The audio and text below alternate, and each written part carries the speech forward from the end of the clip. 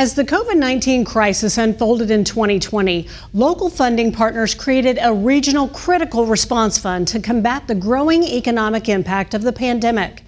As a result, the COVID-19 Crisis Response Fund of the Greater Evansville Region was established. They recently released their final report on how the funds were allocated. Those details are coming up next on WNIN Newsmakers.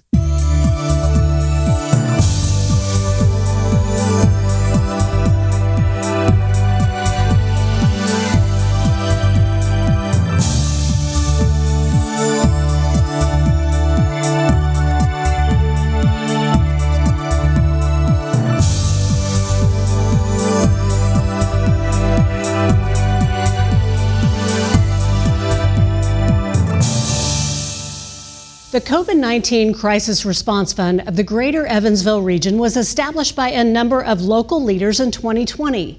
They knew that the economic fallout of the pandemic would have a huge impact on nonprofits that were even more critical than ever in helping the community deal with the unprecedented pandemic. Our first guest today is Pat Creech. Pat is the CEO and Executive Director of the Wellborn Baptist Foundation. Pat is here to discuss how important creating this relief fund has been to our region and the kind of impact it hoped to achieve.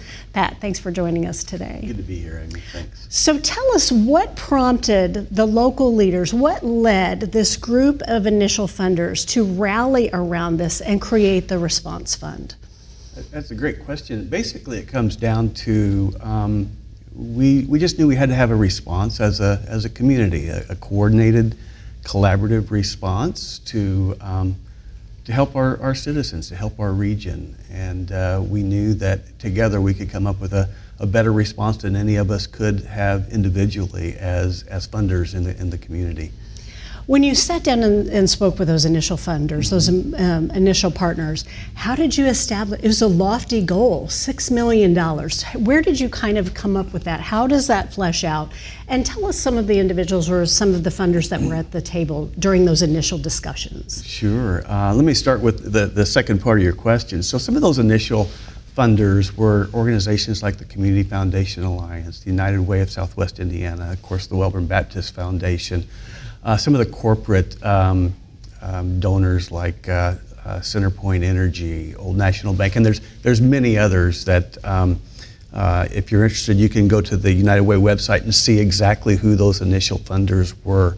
But in terms of the scope and the size of our goal, we basically did some math, and the math led us to this $6 million goal, which we thought was a very, very lofty goal in the beginning, but it also turned out to be the right number over the span of the response fund. Right.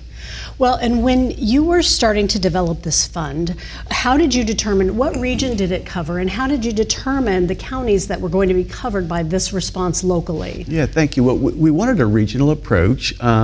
Certain funders had certain geographic footprints that they would serve, as they are going about their business in the community. So we tried to combine a couple different footprints, and we came up with the Vanderburgh, Warwick, Posey, Gibson, and Spencer counties. And in addition, some people might not realize this, but we also then helped Henderson set up their fund by basically giving them everything we learned about setting up the model in our community.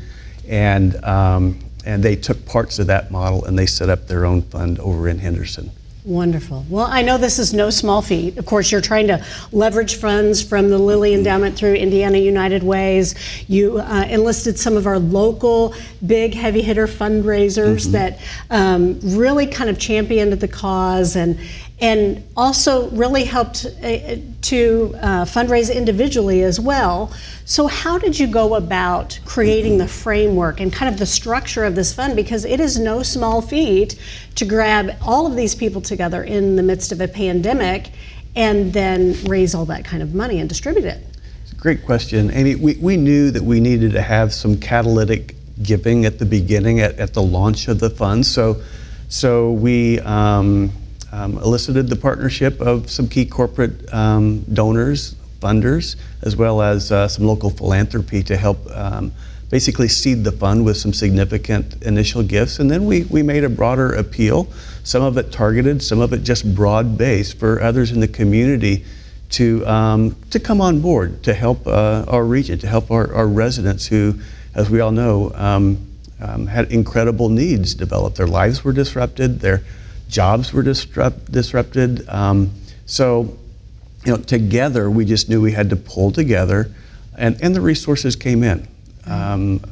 We established a framework that was designed to not only meet the immediate needs through relief kind of efforts, but also help move people through recovery, to help them get back on their feet. And we even targeted some of the funds towards what we would call restorative effort, the idea of we want to end up better coming out of this pandemic than we went into it. So we encouraged nonprofit organizations and collaborative efforts to reimagine the future. How might the region be stronger? And we created a framework then that made it easier for organizations to move down that pathway towards restoration. Most definitely. And you ended up raising how much? $6.6 million. Amazing. Now, whenever you have $6.6 million and a lot of people donating, it's interesting that you really created a nice structure to this fund, correct?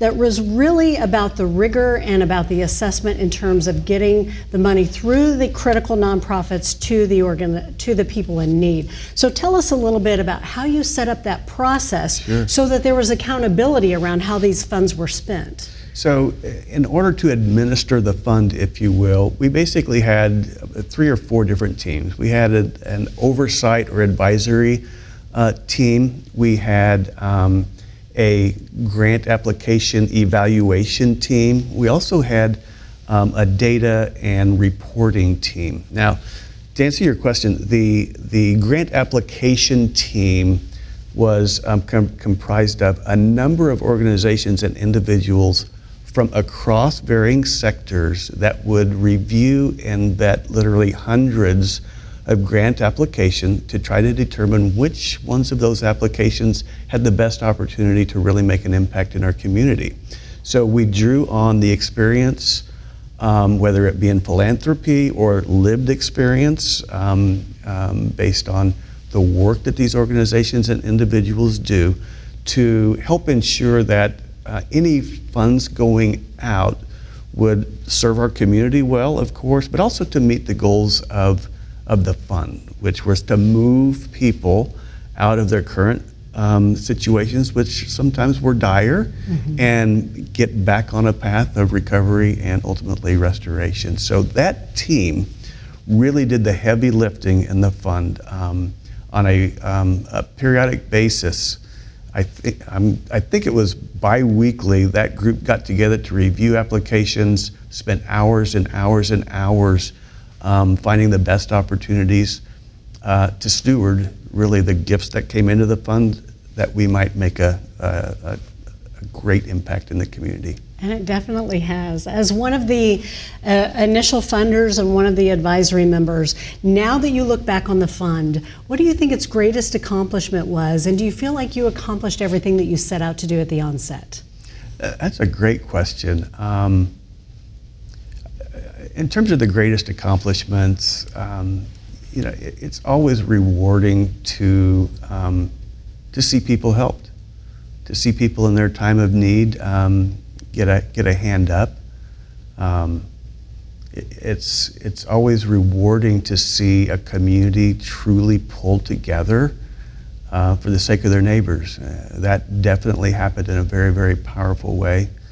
One of our aims was to see this cross-sector collaborative effort, so to see the for-profit community working with the nonprofit community and looking at data to help understand what are the best opportunities given this disruptive thing called the pandemic. What are the best opportunities to make positive change in people's life?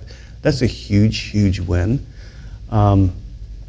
Perhaps though, what might be the greatest win is a movement or awareness, if you will, that we can become a more resilient community as we begin looking at best practices and even innovative practices in terms of how we do things like relief, how we do things like community betterment and helping people move from their current circumstances into better circumstances. At the end of the day, if we can start deploying some of these new ideas, if you will, we're going to end up a more resilient and robust community, such that the next time something like this happens, God forbid, we will be a stronger community going into it. Wonderful. Well, Pat, thank you so much for all of the information, and we appreciate your being part of the inception of this very, very important fund. My pleasure. Thank you, Amy.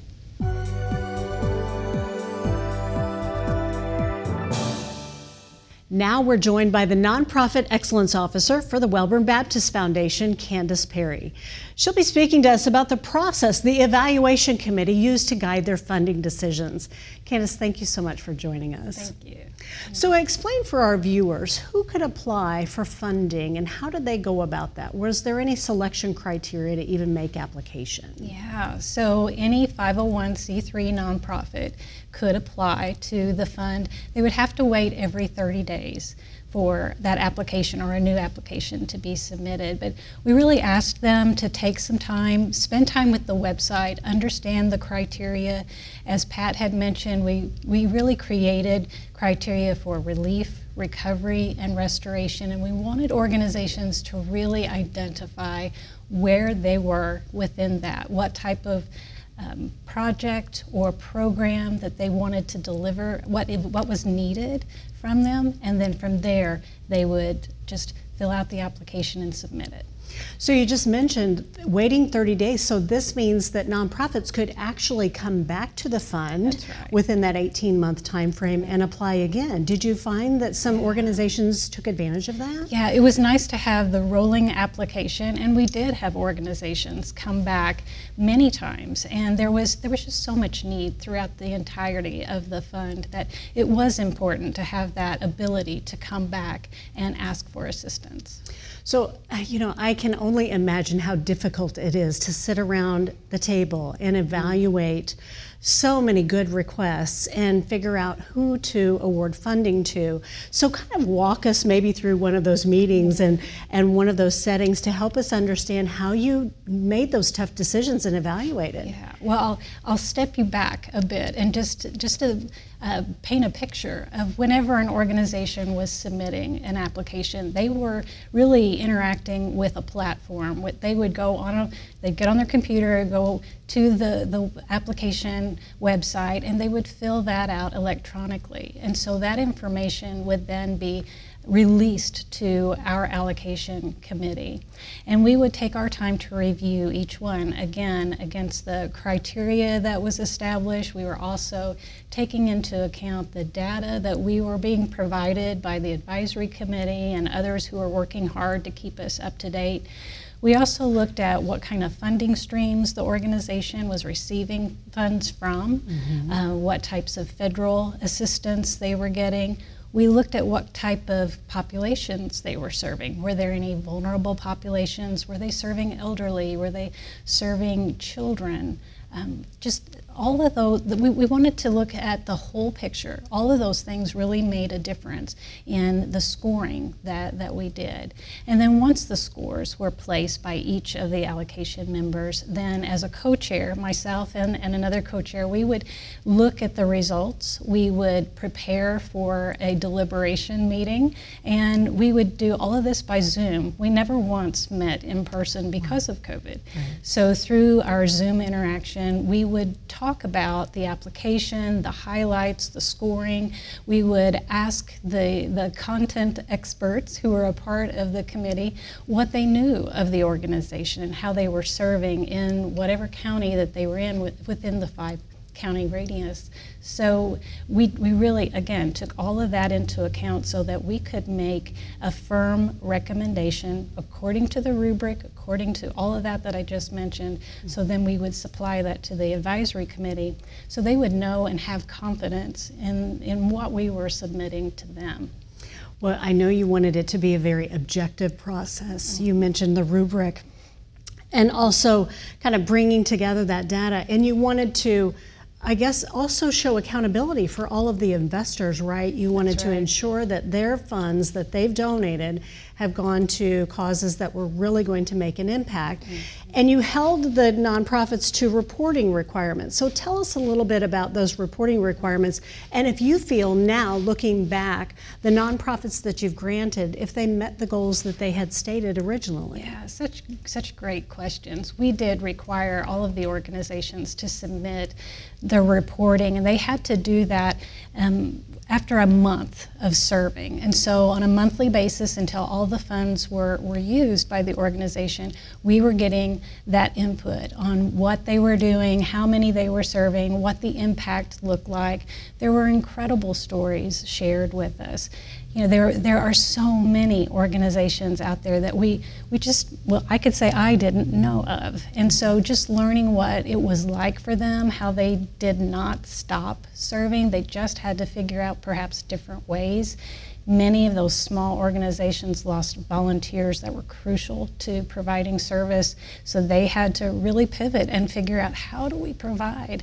And for those organizations that provide transportation for medical situations to the elderly, that comes to my mind because I do recall specific conversations of how costs were going up for them, and they had to have fewer people in the vehicle, and just the ways they had to pivot, just really, it's something that I remember and I carry with me. That among others. Most definitely. Yeah. Well, all told, how many organizations, nonprofit organizations, received funds?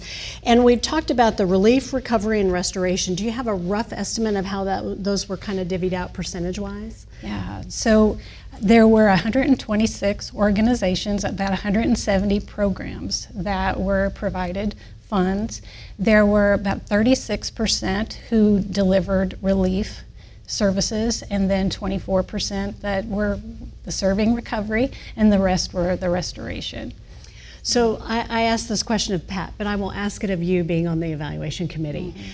What do you feel like is the greatest impact the fund has had on our community since its inception? Yeah, I loved Pat's answer. I loved how we've been collaborative, and we have been through something together as a community. We have developed resilience. For me, just because I have such a love and respect for the nonprofit sector, what I learned was, as I mentioned earlier, I learned about organizations that I'd never heard of before. And so now I pay attention, and I look for those organizations to see how they're doing, to receive updates. It's a larger nonprofit world for me now, and I'm just very thankful for that. And I think other funders, those in philanthropy and those in the nonprofit sector have that appreciation as well. I think they have a larger community that they enjoy. Wonderful. Well, thank you so much, Candace, for joining us. We appreciate all of your great information and the work you did with the fund. Thank you. It was my honor.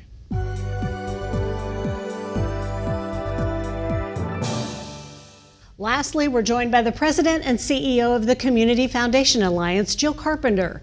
She'll be discussing how becoming a recipient of one of the Relief Fund grants has been integral to her organization and the programs that they support. Jill, thanks for joining us. Nice to see you again. So tell us a little bit more about the funding that you received from the COVID-19 Crisis Response Fund and what Community Foundation Alliance does overall. Help people understand. Okay.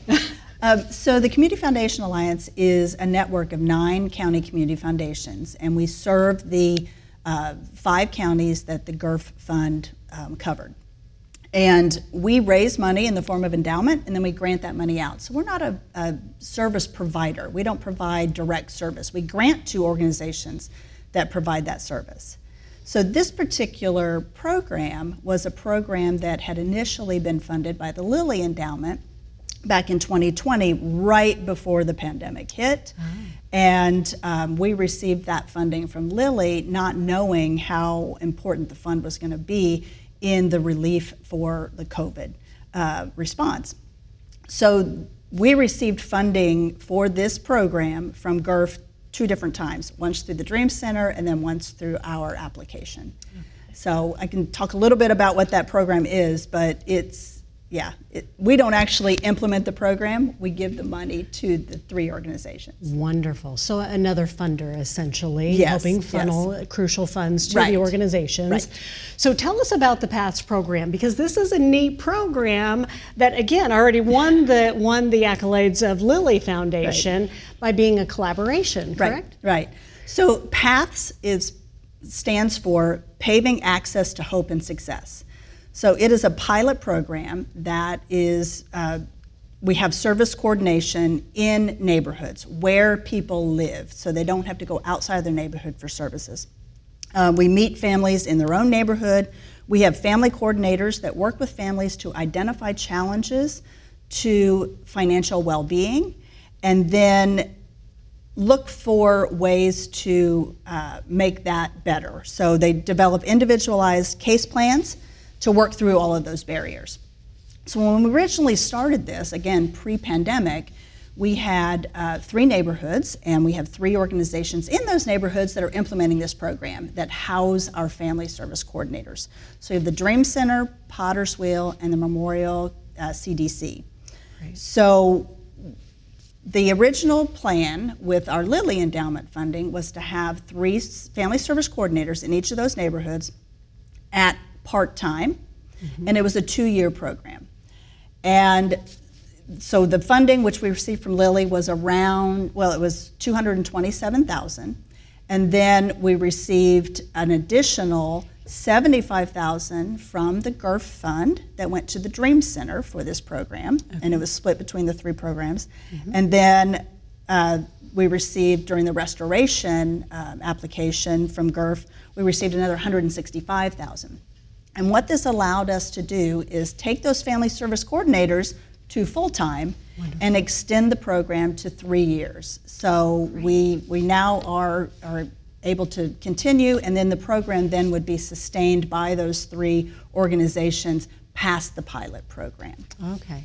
So, and you mentioned, and I've read about this, this is about establishing financial stability for families in need, correct? So I think I was reading, with these family service coordinators, they're more like case managers because it's difficult for everyone to kind of piecemeal services. Tell us a little bit about this holistic approach that they take. Yeah, so it can be really a daunting thing for families to kind of navigate all of these services that they need. They don't know who to call, they don't know what is available. So these case managers, the family service coordinators, will help coordinate all of that. They put a plan together for each family, and then they will go ahead and make the calls, they make the referrals. The families don't have to do that by themselves. So to date, we've helped, I think, 75 families. Wonderful. And we have made over 1,000 contacts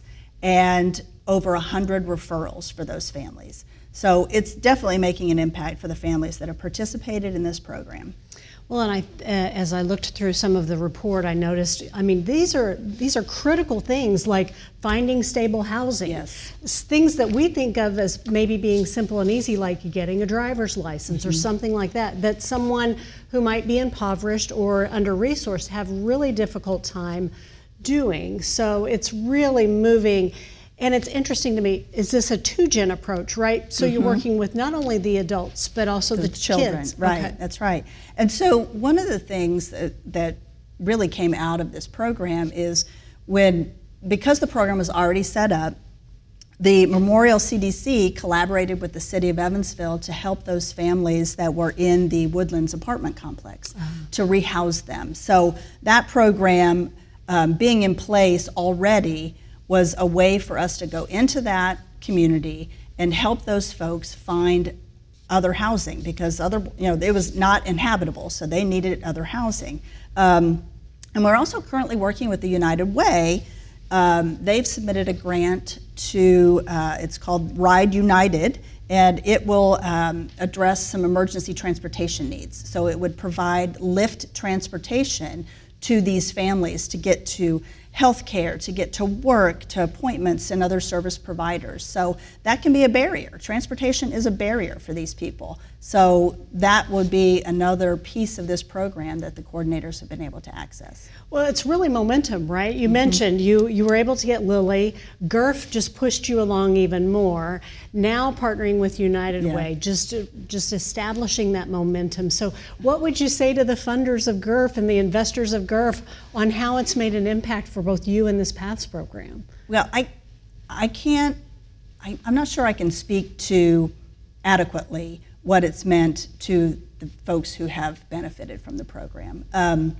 We have 75 families in crisis that have been helped, and that help continues. They stay in this program for a long term until they have reached family sustainability, and then they can come off of the program. So it's an integral part of what we've been able to do, especially being able to expand it to full-time folks and a longer private pilot program. Do you feel like there might be opportunity for this to expand beyond just your 3 initial neighborhoods, knowing that you, the Community Foundation, serve a greater region? Do you feel like there's opportunity there? Yeah, and I think that was always the plan. As a pilot program, we piloted this in the 3 neighborhoods with the hope, with its success and the model, that it could then be expanded into other neighborhoods. So yes, that is our hope. We have had other neighborhoods who have expressed an interest in this model, and we will, help them through that process as well. Jill, thank you so very much for joining us. We appreciate all your great information. Thanks so much.